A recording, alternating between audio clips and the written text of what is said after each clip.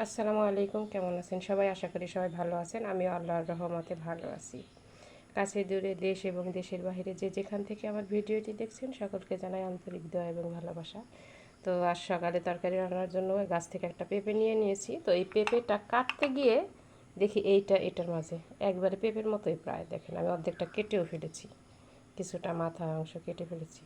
আমি এভাবে কখনোই দেখিনি, এইভাবে লাগানো ছিল। আমি এতটুকু অংশ কেটে ফেলেছি, পরে এটা আমি টান দিয়ে বের করেছি।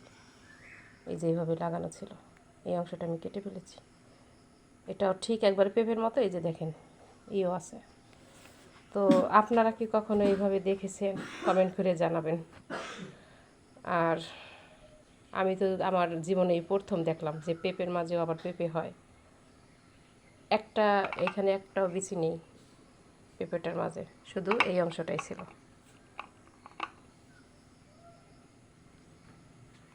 তো ভালো থাকবেন, সুস্থ থাকবেন, আল্লাহ হাফেজ, আসসালামু আলাইকুম।